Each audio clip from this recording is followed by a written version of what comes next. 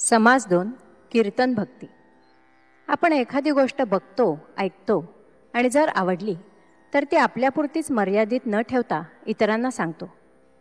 त्यांनाही त्याचा आनंद मिळावा असं आपल्याला मनापासून वाटतं. याचंच नाव कीर्तन. कीर्तन म्हणजे केवळ देवासमोर उभं राहून चिपळ्या हातात घेऊन करायचं एवढंच नाही. भगवंताचे मला लाभलेले प्रेम, समजलेला आनंद इतरांनाही वाटणे, यातून प्रत्येकाच्या हातून ही कीर्तन भक्ती घडू शकते. त्यामुळे इतरांनाही ते प्रेम जडू शकते. ऐकूया तर.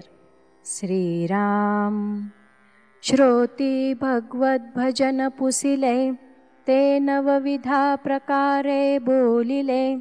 त्यात प्रथम श्रवण निरोपिले, दुसरे कीर्तन ऐका. सगुण हरिकथा करावी, भगवत कीर्ती वाढवावी. अखंड वैखरी वदवावी, यथा योग्य. बहुत करावे पाठांतर, कंठी धरावे ग्रंथांतर. भगवत कथा निरंतर, करीत जावी. आपुलिया सुख स्वार्था, केलीच करावी हरिकथा. हरिकथे वीण सर्वथा, राहोची नये. नित्य नवा हव्यास धरावा, साक्षेप अत्यंतची करावा. हरिकीर्तने भरावा, ब्रह्मगोळ अवघा. मनापासून आवडी, जीवापासून अत्यंत गोडी. सदा सर्वदा तातडी, हरिकीर्तनाची. भगवंतास कीर्तन प्रिये, कीर्तने समाधान होये. बहुत जनासी उपाये, हरिकीर्तने कलयुगी. येश कीर्ती प्रताप महिमा, आवडी वर्णावा परमात्मा. जेणे भगवत भक्तांचा आत्मा, संतुष्ट होये. ताळ मृदांग हरिकीर्तन, संगीत नृत्य तानमान. नाना कथानुसंधान, तुटोची नेदावे. करुणा कीर्तनाच्या लोटे, कथा करावी घडघडाटे.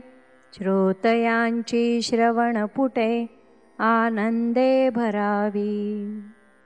प्रसंगे हरिकथा करावी, सगुणी सगुण कीर्ती धरावी.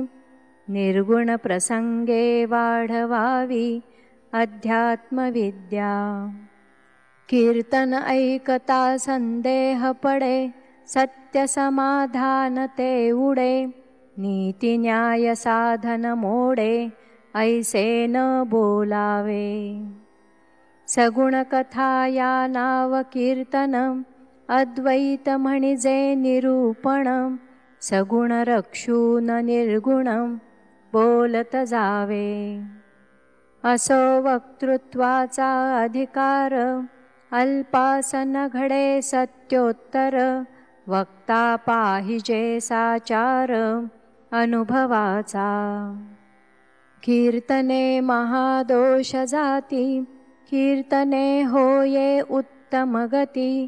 कीर्तने भगवत प्राप्ती, यदर्थी संदेह नाही. कीर्तने वाचा पवित्र, कीर्तने होये सत्पात्र. हरिकीर्तने प्राणी मात्र, सुशील होती. सदा सर्वदा हरिकीर्तन, ब्रह्मसुत करी आपण. तेणे नारद तोची नारायण, बोलिजेत आहे. म्हणून कीर्तनाचा अगाध महिमा, कीर्तने संतोषे परमात्मा. सकळ तीर्थे आणि जगदात्मा, हरिकीर्तनी वसे. इति श्रीदासबोधे गुरुशिष्य संवादे कीर्तन भजन निरूपण नाम समास दुसरा. श्रीराम.